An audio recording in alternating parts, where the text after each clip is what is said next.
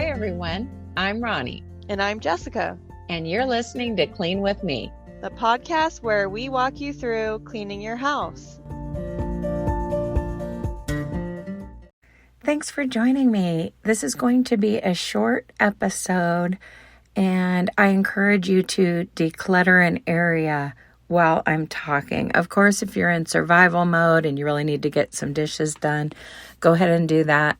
But I'm going to assume that most of you are decluttering during this episode. The reason it's going to be a little short is I've got a lot on my mind. I'm having oral surgery later today.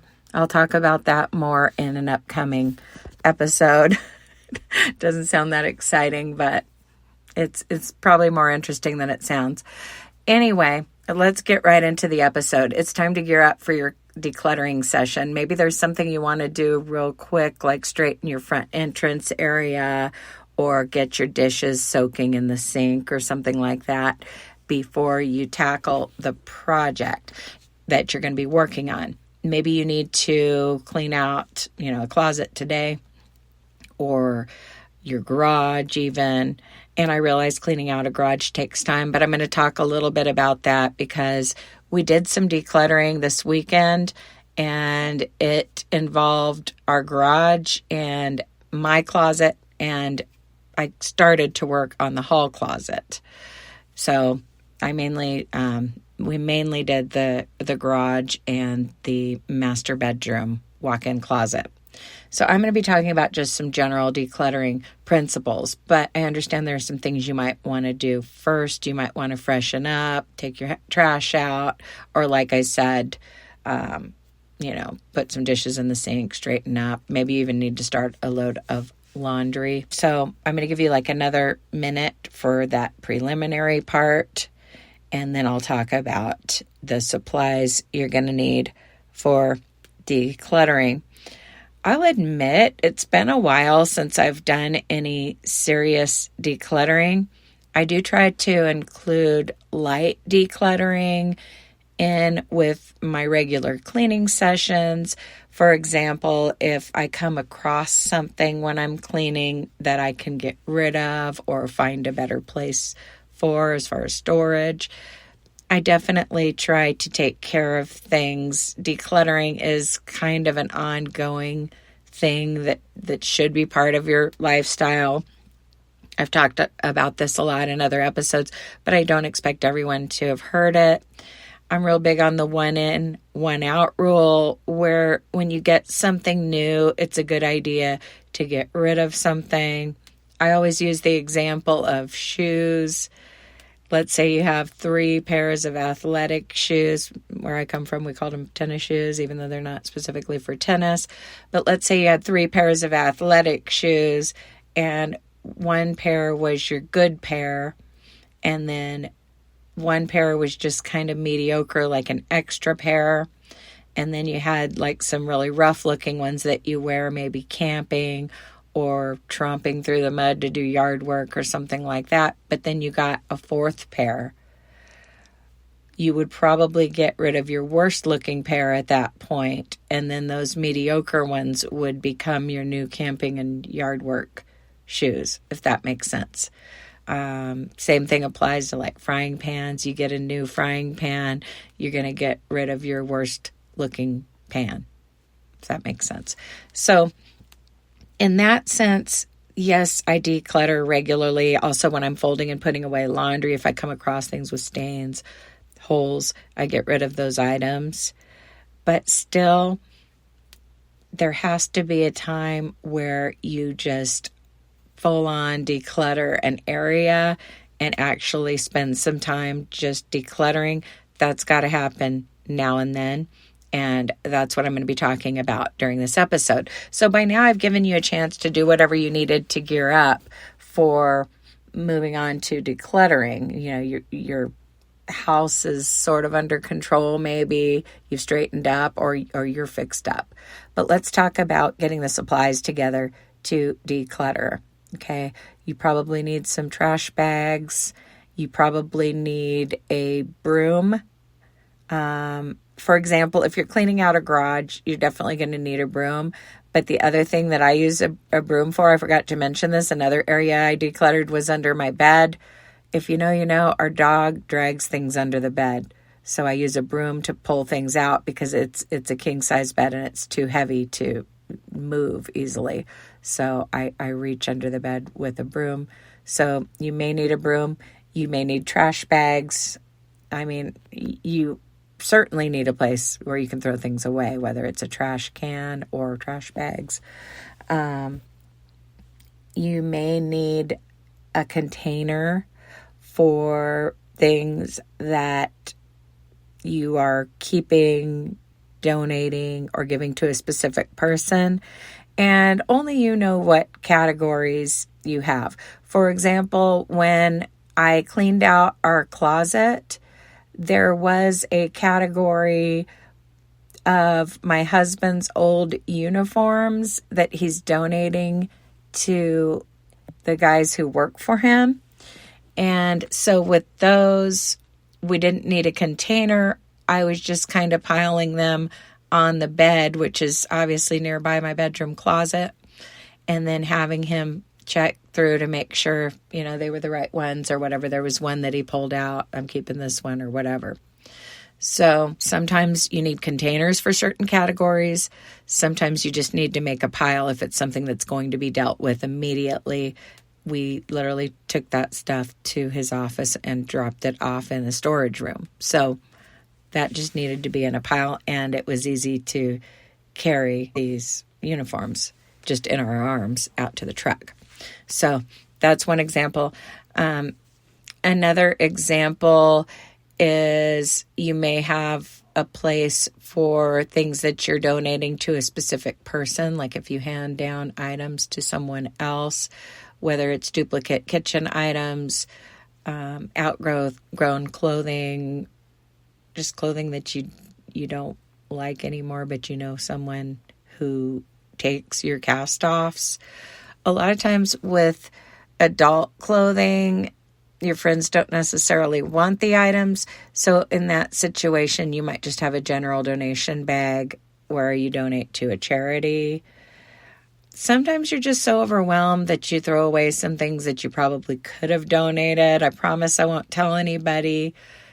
Don't be a slave to your stuff. You know, if you have to toss something, so be it. You'll forget about it in a few days. It'll be out of sight, out of mind. Obviously, I'm all for donating things, but sometimes I throw things away that maybe could have been donated just for sake of time. But a lot of times donating things helps you mentally let go of the items because you don't feel the guilt like, I just bought this and I never wear it and, you know, I spent a lot of money on it or whatever. You feel good about giving things away to someone who can use them. So there's something to be said for that. But at the same time, sometimes it's okay to just trash things if you're really overwhelmed. And then just think, well, in the future, I'm going to have a donation bag going. But right now, I just need to get this stuff out of my house so I can get it under control. I can definitely relate to that feeling. It does happen. Another thing that I did is I went through, well, I'll get to that in a minute. Let's stay on topic here with getting the supplies together. You may need boxes, bags, containers, or just an area that you've designated for a certain pile. Definitely when I'm just doing donation versus keep, I like to use two different colors of bags. So if you have a black bag and a white bag, that keeps you from getting confused. You could also use a cardboard box if you only have one color bag. So those are some items there. So you need to kind of determine your categories. And there might be a category that you didn't think of. You might just start making a pile once you get into the project that maybe you had not anticipated. Like, oh, wow, I've found these children's books and we're going to make a pile for so-and-so who has little kids or whatever. That could be a thing that you just start a pile while you're in the process. But I want you to have a few supplies handy. So that's why I'm having you kind of get some bags or boxes or laundry basket, whatever you're going to do, get these items together. On a larger scale, I'll talk about, and just be decluttering whatever area of your home needs it right now, while I talk in general about the decluttering we did Saturday. This is a lot bigger than bags and piles, but we have 2 pickup trucks. So we decided one was for junk and the other was for my middle daughter's belongings that we were moving over to her house. Okay. When she moved out of her previous place, she did not move directly into the place she's in now. So she was storing a lot of stuff in our garage. We decided to keep the mattress in the garage a little longer because we have room for it. But there were things that we wanted to take to her house. So that kind of kept it simple. It was like, okay, this truck is the stuff going to her house, and this stuff is the stuff going to the landfill, basically the dump. We did a dump run. Actually, we did 2 dump runs, but in that same truck. So that could be one way to do a huge decluttering project. There were things like broken bikes from the side of the house that went in the dump run truck, as well as just things that we came across in the garage. When you've got a large family that, is into a lot of different hobbies and stuff, a 2-car garage can fill up pretty quickly. We've never been the type of family that regularly keeps a car in the garage. If you do, you probably can't relate to just having a garage full of stuff. But I mean, we've got a go-kart, a mini bike, bicycles, camping gear, toolboxes, just random things that we're storing long term. So it's a lot. But we definitely got it under control. If we had to now, we could squeeze a car in there, but that's not our goal. What really stimulated, and sometimes you need a motive to declutter an area. I'll just say that, and be working on whatever you need to work on while I talk. But sometimes you need something to motivate you. And our motivator was that a few months ago, we bought a home gym. And we were talking about, maybe we could get a large box fan, plug it in and point it at the, workout bench or whatever, weight bench, whatever it's called. It's a thing where you're lifting on a bench. And we were saying, I know it's hot, but if we had a fan blowing on us, we could use that. But then my husband was like, yeah, but we've got all that stuff in the garage. So we wanted to clear it out so that we could use it as a home gym. At least one corner of the garage as a home gym. And, I'm jokingly talking about how we never keep a car in the garage and stuff, but there is a positive aspect to storing a lot of things in your garage. One, we're not paying for a storage unit. And another positive aspect is that we keep our house from getting cluttered by putting things in the garage that would otherwise be cluttering up the house. So that having been said, from time to time, our garage needs a serious overhaul. And we also throw Amazon boxes out there and stuff like that. So anyway, we were pretty excited to get rid of a lot of the stuff because since we had a truck that was going to the dump, we used that opportunity to put some other items even that were stored on the side of the house that weren't even in the garage. Something else might be motivating you to declutter, but a lot of times it's the desire to use the space. We wanted to use the space for a comfortable home gym area where we could have room for a fan and easily walk around the weight bench, and maybe one of us could pull up a chair and watch the other one work out or whatever. Okay, so we wanted to use that space. And that can definitely be a motivator. So that kind of got me in decluttering mode. And my walk-in closet, if you've been listening to the show for a while, I've decluttered my walk-in closet so many times, but after a while, you can't really walk in to the walk-in closet if you tend to put things in there haphazardly. I've got a shoe rack in there. I've got one of those plastic dressers. I have a little table and a few cardboard boxes. So there is a system, but for some reason things get just kind of stashed in there and the floor gets cluttered up. And maybe, your walk-in closet is not an area you struggle in. Some people are better about that than others. I feel like we all have problem areas in our homes that become hot spots for clutter. Mine is the closet, but you might have a different area that gets cluttered. I mean, I don't do a lot of decluttering in my kitchen because I think it's easy for me to practice the 1 in, 1 out rule when I buy something for my kitchen and then I get rid of something. I think it's just kind of an ongoing process that I keep up on. But for some reason, I go through phases, busy seasons of life where I'm just throwing things in my closet to get them out of sight. And I don't put a lot of thought into it. I've also got clothes that fall off the hangers and kind of fall behind those boxes in the back and stuff like that. So wanting to walk into your walk-in closet could be a motivator. Another motivator is just finding lost treasure.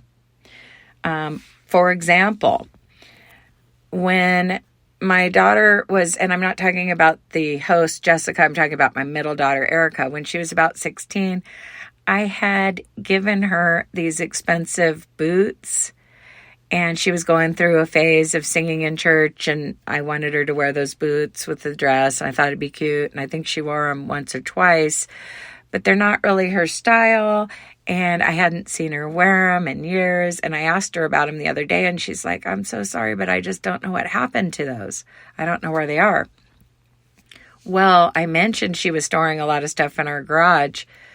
As we were kind of looking inside of bags and things to see what was hers to go onto that truck that was going to her house, my husband came across the boots, and they were still in great condition, even though they'd been out in the garage for a really long time.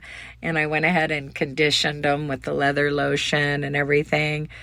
And he was like, make sure there aren't any critters inside of them. This sounds crazy if you're like a really anti-chemical person, but I was like, I gave each one a little squirt of Raid inside just to make sure there weren't any bugs, since they were out in the garage in kind of an open bag. But anyway, yeah, so those are back in my closet in the shoe rack. I'm overjoyed to have them back because I was debating on getting another pair of boots, and now I don't have to. So I'm super excited about that. For some reason, I'd lost interest in the boots, and but when I told her about them, she's like, I'd give them to you, but I just don't know where they are. Like, she didn't want them anymore anyway. And I guess I'm back in kind of a Western mode of wanting to wear cute cowgirl boots. Especially going into fall, it'll be perfect. So that was one of the lost treasures. Another lost treasure happened when, after I cleaned out my master closet, I went through about half of the stuff in my hall closet, which has kind of become a storage area for baby and toddler clothes. And so I was going through that, and I found a pair of jeans that I hadn't seen in years. And this is another thing that I almost bought, was I wanted some jeans with like rhinestones on the pockets, kind of the type of thing that I'd wear with the boots or whatever. And almost bought a pair but didn't. And then I found the jeans. So that was another lost treasure. So hopefully this is getting you excited about decluttering.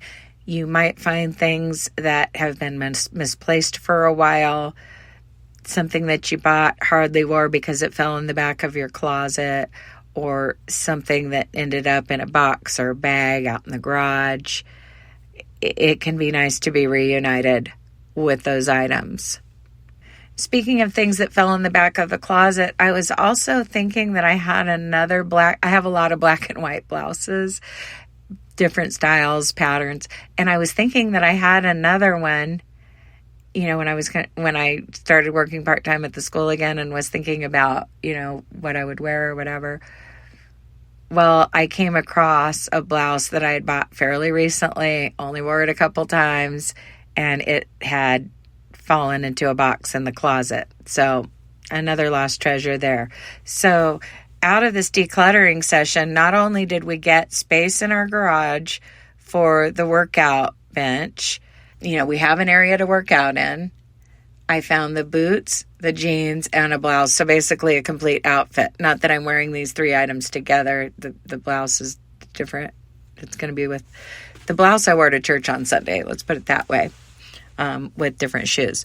But yeah, all those items I found, I was super excited. I also came across some pajamas that I can use for my granddaughter. And I created a little spot for those for when I'm babysitting, just to have extra clothing on hand. And of course, another motivation for decluttering is it makes it easier to clean your house when you have fewer obstacles to work around. I mean, obviously, once, my closet is clear now, I can run a vacuum in there, and, that'll kind of motivate me to keep the floor clear when I'm able to see the carpet and vacuum it and just enjoy the space in my closet. I've already created some good storage solutions in the closet as far as hooks for hanging handbags, a little jewelry rack for costume jewelry, a shoe rack, things like that. But still, just things tend to deteriorate over time if you're the type of person who does not always put things away right. Sometimes you're just kind of shoving things out of sight.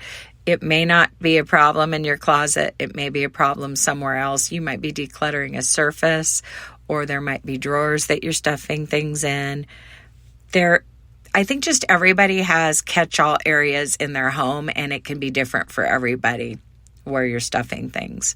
So hopefully you're measuring your success in either truckloads or plastic bags. And obviously it sounds like a lot that we had these like basically 3 truckloads, 2 dump runs, plus a run to my daughter's house.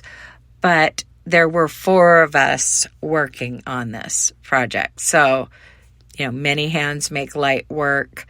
Sometimes cleaning out the garage is a good Saturday activity for the whole family, whereas cleaning out the master closet might be something that you could be doing right now by yourself. Again, I've got a lot on my mind. I've got this oral surgery later. Say a prayer for me. I'm a big baby about medical procedures, and I'm also just worried about the outcome. Special thanks to my financial supporters who support the show either on Patreon, Apple Podcasts, which is that purple app, Spreaker, or even just through Venmo and Cash App donations. I appreciate each and every one of you, but even those who just listen, I appreciate you too, because even that helps us. Just be sure to click follow on whichever app you use. But if you haven't yet subscribed to bonus content, I really think that you will benefit from it, because more episodes means more cleaning motivation. And Jessica and I get a little more personal in those bonus episodes. Oftentimes they're longer. Jessica made a bonus episode that's geared just for kids ages 2 through 8. Someone's 9-year-old benefited from it, so maybe 2 through 9. But definitely subscribe to the bonus content. I think you're really going to like it. And if you're not sure how to do that, you can visit our website, cleanwithmepodcast.com. Anyway, I'll talk to you soon. Happy cleaning.